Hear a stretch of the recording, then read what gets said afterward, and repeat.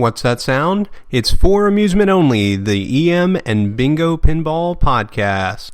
Welcome back to For Amusement Only. This is Nick Baldridge. Tonight I wanted to continue and discuss games which should make an appearance in the Bingo Row at the York Show, the White Rose Game Room Show in York, Pennsylvania, October 9th and 10th. Plan your flights. Book your hotel. Make sure you show up. It's going to be an excellent, one-of-a-kind experience. Not trying to build it up too much, but it is going to be great. So, okay, so tonight's game, this is another maybe for the show. Actually, they're all maybes. Anything can happen between now and the show. It's September 10th today. It's a little less than a month before the show, so, nothing's set in stone. But the plan is that this game will be there as well. It is a magic screen game called Circus Queen. It was produced in 1960, and it was actually the follow-up to Roller Derby, which I have featured on the podcast previously. Circus Queen is the first game to give the blue section on the magic screen its own dedicated scoring. This feature carried on through many, if not all, of the rest of the magic screen games, but the blue section, if you land 3 balls in, will score as either 300 or 600, depending on which trip relay is activated.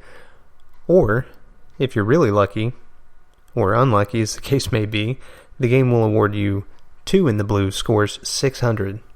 So for 2 balls, landing in some pretty difficult shots, you can get 600 replays. That's pretty phenomenal compared to your normal earnings for a 5 in a line at max odds on one of the colors. You'll get 600 replays. But how rare is that? The answer is pretty rare. Pretty darn rare. So, the blue section was an important advancement in scoring on the magic screen from the player's perspective. Now, very often, 2 in the blue would be cut on games. Not all the time, of course, but that was a favorite operator mod to disable the 2 in the blue from ever triggering. And the reason is because it only takes 2 balls to win 600 replays. So, the shots that you have to make in the blue section, remember on the magic screen games, there is a moving metal screen which covers the entire bingo card of 25 numbers. By default, the screen is going to show you that bingo card, which is split up into lines, horizontal and vertical, of red, yellow, and green, as well as the center diagonals. Now, by pushing the left button when the feature is active, you can move the screen several positions. In this case, it's 7 positions. And the positions that you can move are indicated by the letters on the back glass. So the game will light, for example, A, B, C, and D. If it awards you the basic magic screen feature, it lets you move the screen 4 positions. And the game will essentially flash. It'll alternate bulbs. Depending on the game, the way it does this, it's a little different, but on many of the magic screen games, it'll alternate flashing 2 different bulbs to give you a flasher effect behind whichever letter is currently active. Now this game also has an orange section, and if you'll recall, the orange section is revealed by pushing right on the foot rail. And if you land 3 balls in the orange section, it will score as green. This feature didn't make many more appearances after Circus Queen. However, that's a pretty cool one. Now you can have an OK lit, which also allows you to see the orange section without having that tripped, if my understanding is correct. So essentially you can get an OK game or get 3 in the orange section without actually getting that award of 3 in the orange scores as green. But you couldn't have that 3 in the orange score as green without having OK. The OK qualifies that because that's what allows you to move the screen over those couple of positions. So now that we've gone over the basics of the screen, let's talk again about the blue section. The blue section shows up only beginning at letter E. So if you just have the basic magic screen feature lit A, B, C, and D, you won't even know that the blue section is there. And therefore the game doesn't pick a 3 in blue scores as 300 or 600, or 2 in blue scores as 600. It just won't light that feature at all until the game awards you E, F, or G. And it may not even do it with E. Now that I think about it, I'll have to look in the wiring diagram and see what that's tied to know for sure. But essentially, when you're able to see the blue section, then it will allow you to win those massive numbers of replays. Now, the numbers that you have to hit in position F on the magic screen are 13, 17, and 20. 13 is usually pretty easy. It's on the far right side, on the second row down. It's pretty simple to hit that, without a whole lot of thought or nudging put into it. 17 is quite a bit harder. It's the number right beside 16, which, as I've mentioned many times, is the hardest number to hit in the game. Now, as Vic said, there are numerous ways to hit that 16, but I have a lot of trouble doing that consistently. The number 20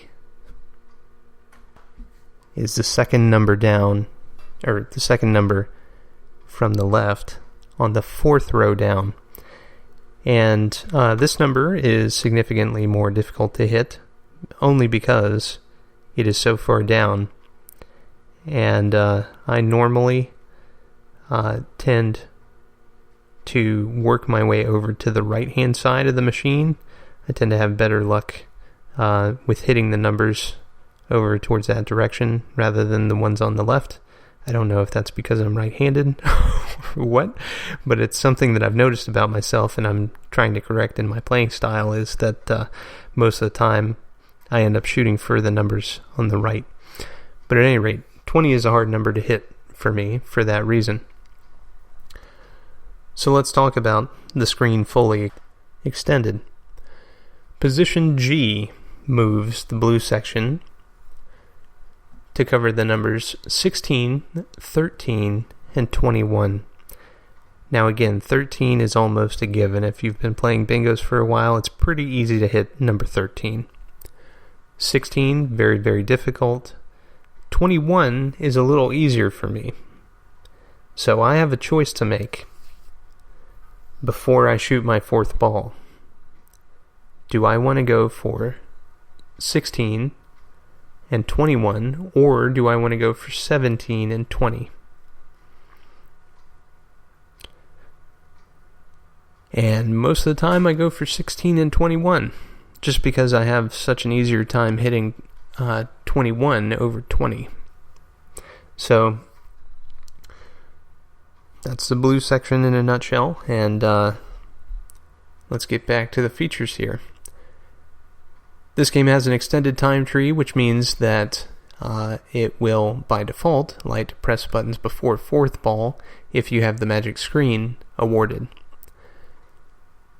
It also has press buttons before shooting 5th and after 5th.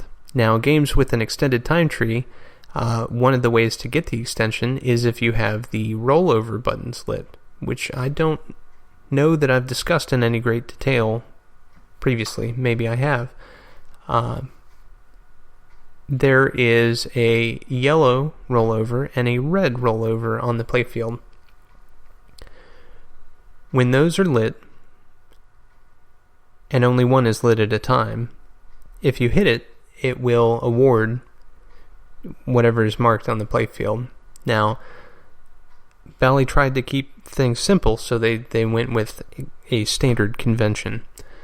So the yellow rollover would award before 5th. The red rollover would award after 5th. Now, you wouldn't get the red rollover unless you already had before 5th. And similarly, you wouldn't get the yellow rollover if you already had after 5th, or if you didn't have the magic screen at all. Now, this game has triple deck scoring, which means that it's got 3 different sets of odds which can advance independently. The red letter, or OK game, is tied to the green odds, just like in all the magic screen games. And this game has pick-a-play. Pick-a-play are the 3 different buttons on the front of the cabinet that you can push before you deposit your money. So your first coin that you deposit is going to go to red automatically, or you can push it to, tell it for sure, hey, do this thing. But if you're coming up to a machine where a game has ended and you put in a nickel, well, I can think of an exception actually, but that's only if you play for extra balls. So, setting that aside, you push the red button, you drop in your nickel, it's going to start a game. Then you have a choice to make before you put in your second nickel. Do you want to play for scores only, meaning odds? Do you want to play for features only, meaning magic screen, super section, the 3 in the orange section, the OK game, the extended time tree, etc.? Or do you want to play for both? Now, just because you push the blue button to play for odds, it does not guarantee that you're going to get an odds jump, except in one instance, and that is the guaranteed double jump in the odds when you deposit your second coin only. So the first coin goes to red automatically. The second coin, if you push blue and then put in your money, it's going to give you a guaranteed jump up 2 odd brackets to the 96, 24, and 8. And that'll do that in all 3 colors simultaneously. So that's a pretty good award to get for just 10 cents total.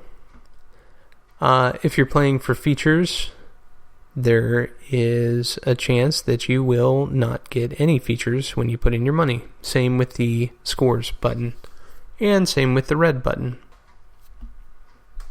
The game auto-portions itself, so depending on where your odds are, you're less likely to get features, and depending on where your features are, you're less likely to get odds. Now, this portioning also comes into play with the extra balls.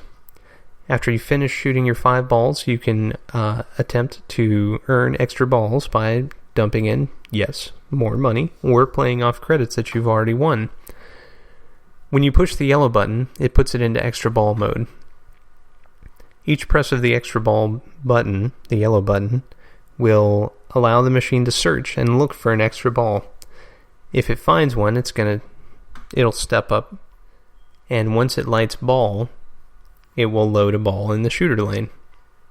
It's not actually searching for an extra ball, it's just searching for the right combination of rivets in the reflex unit, the mixer, and the spotting disc, and the extra ball disc in order to give you an award.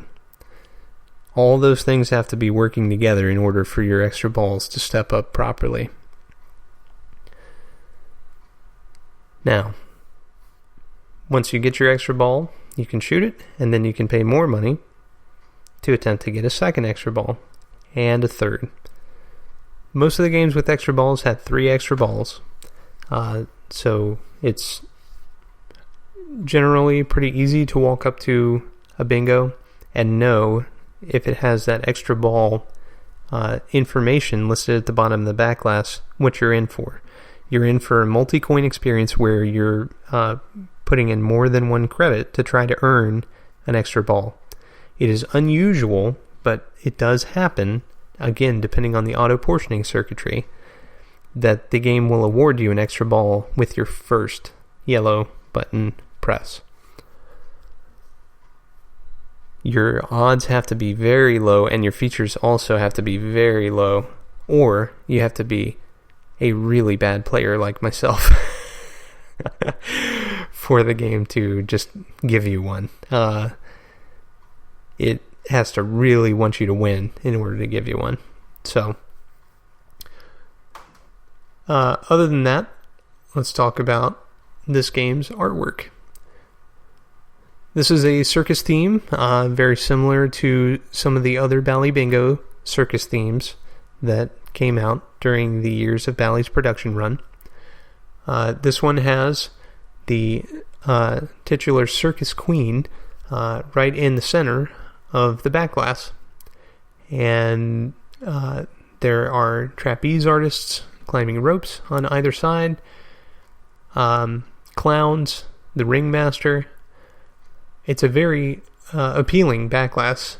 And then there's the tent in the background, and at the very top where it has Circus Queen listed, and the Bally logo, of course, that's all framed in what appears to be, a giant curtain. It's very, very attractive. The letters in circus are your red letters, so your red letter game is tied to one of those letters.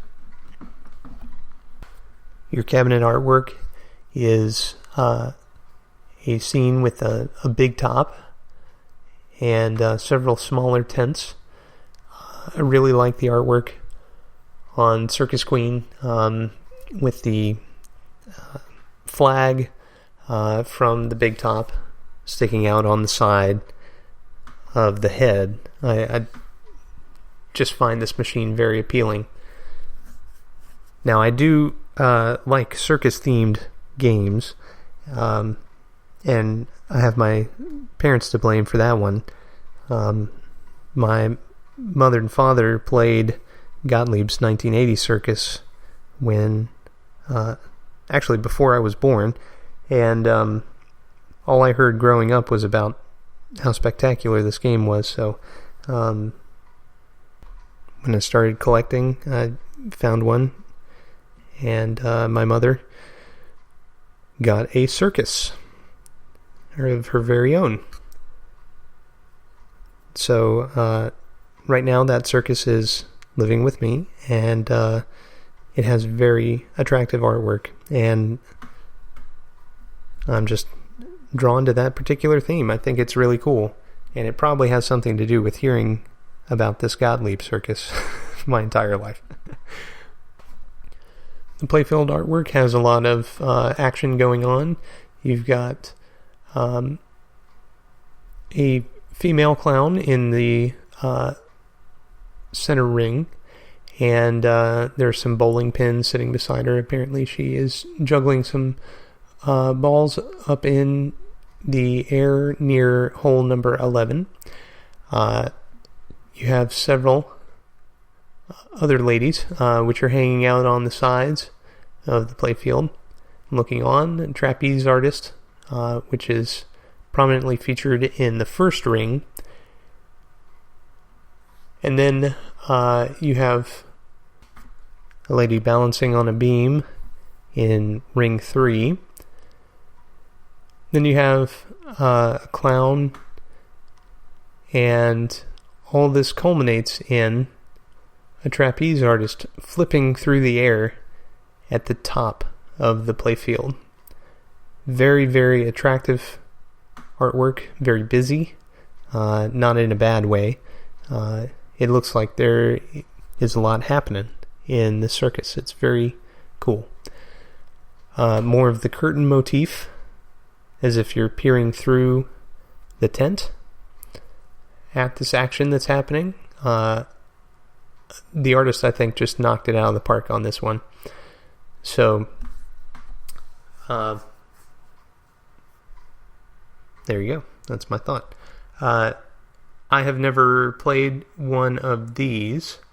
However, it looks like a really fun game. The orange section scoring is pretty important. So if you get 3 in the orange section, it scores as green 3. Normally, that's a wasted area. So if you manage to get 3 in the orange section, it doesn't matter because 2 will qualify your OK game. Any additional balls in the orange section are for naught in many of the other Magic screens. So Circus Queen has that extra scoring potential, and I think that's fantastic. And I'm really looking forward to playing one at this year's York Show. Well, that's all for tonight.